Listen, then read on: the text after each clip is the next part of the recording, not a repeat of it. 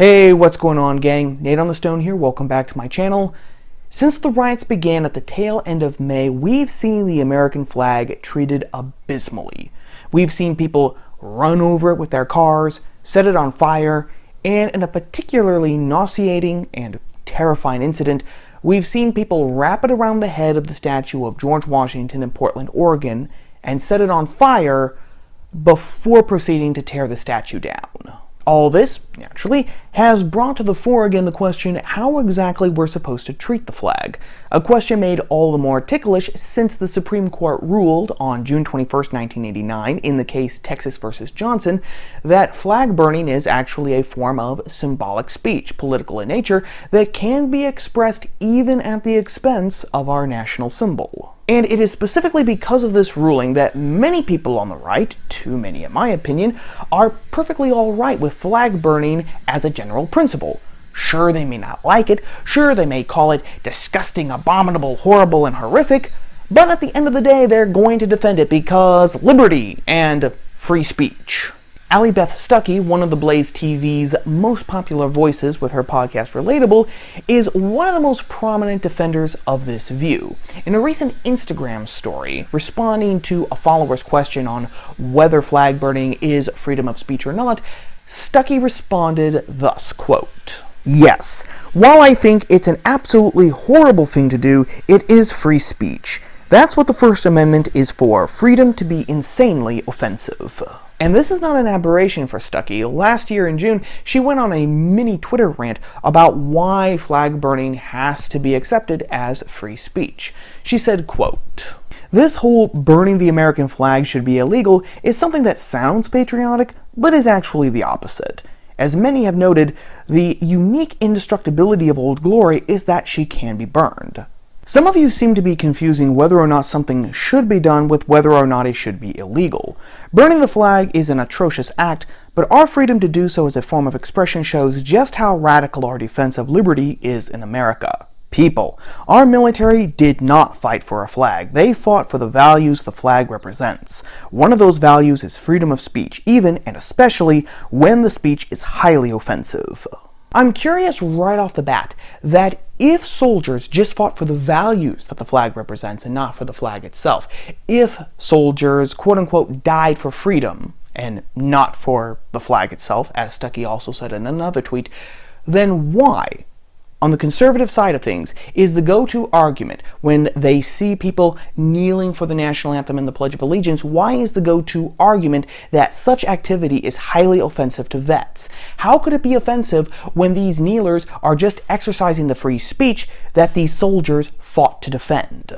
But that inconsistency aside, Stuckey's comments have, surprise, surprise, a host of problems in them. In the first place, even if it was true that the flag is nothing more but a stand-in for American values, it would make absolutely no sense to burn it or to defend other people burning it. The flag is definitely a reliquary of American principles, not values. But what does it say when someone burns a reliquary? It means that you don't agree with the principles that the reliquary holds, including freedom of speech. I don't think that I have to point out to you, gang, that if you agree, for example, with the message of a book, your initial reaction isn't going to set the book on fire. You only burn things that you hate, like an immoral book, a witch, or a symbol. This scenario leaves us in the very ticklish situation of defending people using their freedom of speech to attack freedom of speech, and which in essence makes us implicitly say that freedom of speech is not worth any more than the paper it's printed on. There's another layer to all of this too. Outside of the West, free speech is very hard to find.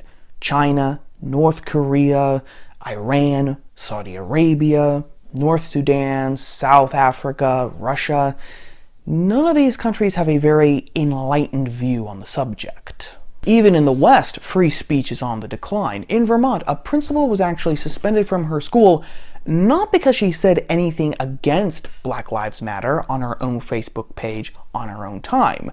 She was suspended because she was not enthusiastic enough about Black Lives Matter. In the United Kingdom, people have been arrested for quoting the Bible in public. And in Germany, Companies can be fined up to 50 million euros, approximately 61 million US dollars, if they fail to take down hate speech on their platforms within a 24-hour time period.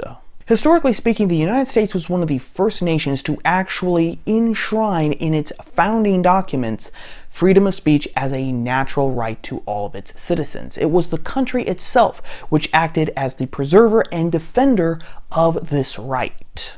Allowing people to destroy the national symbol of that sanctuary doesn't seem like the best way of preserving the principle itself.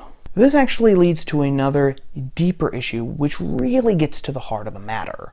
At the end of the day, for Stuckey, the flag is nothing more than a piece of cloth, convenient shorthand for a laundry list of values and ideas, which is why she can say that soldiers didn't die for the flag or for their country, they died for something amorphous like freedom. It is absolutely 100% true that America was founded on many noble ideas. Ordered liberty, which is a much more accurate definition instead of freedom, which has been redefined hideously in the modern era, was one of those ideas. There was also the Georgic tradition, the classical tradition, Christianity, natural law, especially as it was articulated by Blackstone and Hooker, who themselves were influenced by the later scholastics and the British common law tradition.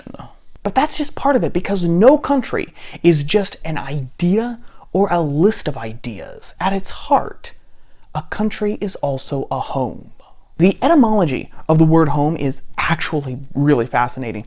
It comes from the Old English word ham, which means dwelling place, fixed residence, village, or region.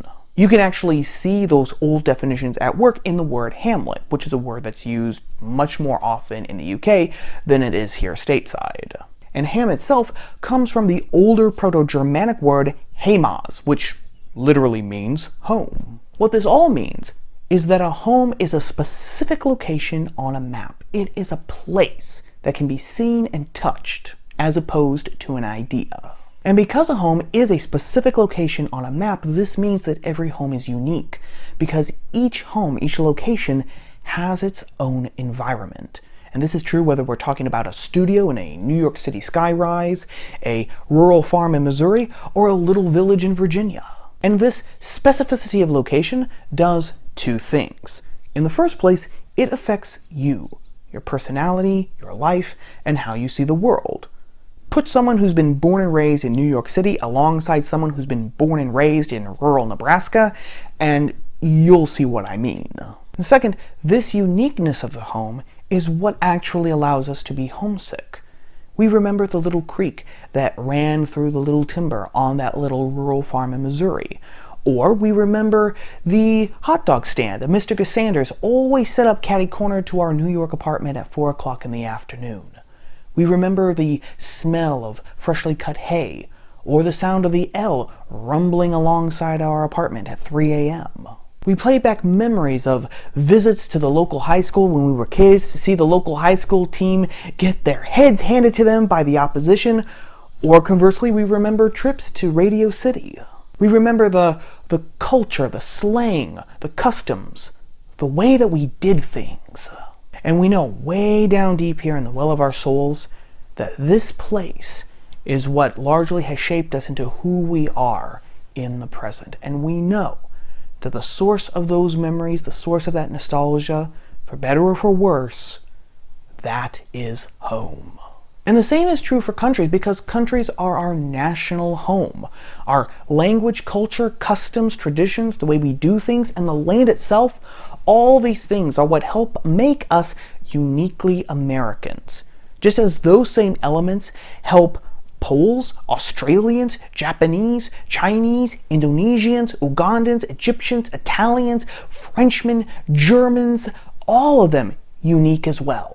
A national flag, rather than just being shorthand for a laundry list of values or ideas, it is a powerful symbol of our home, the one place in the world where we will not be strangers in a strange land.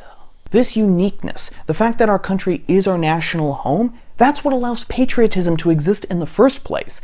If all we had to do to be patriotic, to be good citizens, was to pledge ourselves to a laundry list of logical syllogisms, then we would not possess the primal love that countries need to survive, let alone thrive. Ideas may be bulletproof, but there has to be something for the heart to engage in as well, especially since we're not automatons or H.G. Wells' Martians, all stomachs, brains, and that's it. And would any one of us burn down our own home? Would any of us burn down a picture of our home? Would anyone allow another family member to burn down our home and just accept it with a shrug of the shoulders and say, oh well, free speech, I don't agree with it, but whatever floats your boat, buddy? And that leads to the final point. As I mentioned at the very beginning of this video, flag burning wasn't even considered free speech until 1989, when a 5-4 majority on the Supreme Court declared it to be symbolic speech, which is legally defined as conduct intended to convey a particular message and which will likely be understood by those watching it. In the first place, it took 200 years from the ratification of the Constitution and the creation of the court itself for the court to find the existence of this symbolic speech. That sounds an awful lot like the circumstances which got us Roe v. Wade in 1973. Secondly, and more importantly, there's a huge problem with the entire idea of symbolic speech itself. Punching someone in the nose is conduct that conveys a particular message. Is that now considered symbolic speech? Burning a cross in someone's yard or burning someone in effigy, that too is conduct that conveys a particular message. Is that now free speech? I'm going to guess that any court, and Allie Beth too, would respond with a resounding no. These are actually examples of assault and hate crimes. But since symbolic speech expands the idea of speech to such a ridiculous extent, why shouldn't these examples be taken as examples of symbolic speech? Okay, you might be saying, I see what you're trying to say there, but cross-burning, burning someone in effigy, those are clear examples of hate crimes. And I would agree. But now here's the question. Is burning a cross in someone's yard or burning someone in effigy any more hateful, any more horrendous, any more destructive than burning the national symbol of your home? The home that nurtures you and protects all the rights which you claim to cherish? During the Cold War, American conservatives fetishized individualism as a way to differentiate themselves in America from the USSR. Today, the right is making the same mistake, fetishizing freedom, even if that fetish leaves us ultimately homeless and rightless. But as always, what say you? Is flag burning a direct assault on our homeland and therefore the rights that we all claim to love? Or is it just another version of free speech that we have to learn to tolerate? As always, let me know your ideas, thoughts, and opinions in the comment box below. Well, that wraps up everything for right now, gang. Before you go, if you could give the video a like and share it with your friends on social media, I'd be very much obliged. And if you like videos about the culture, politics, and religion, but from a unique POV, then subscribe and tickle the bell for notifications so that you will always know when I post new videos like this every week that you're not going to want to miss. As always, thank you for watching, for giving me a little bit of your day. Thank you to everyone who has already subscribed. I appreciate every single one of you. Until next time, gang, stay safe, stay free. Dare to read, think, speak, and write. I will talk to you all later. Ciao.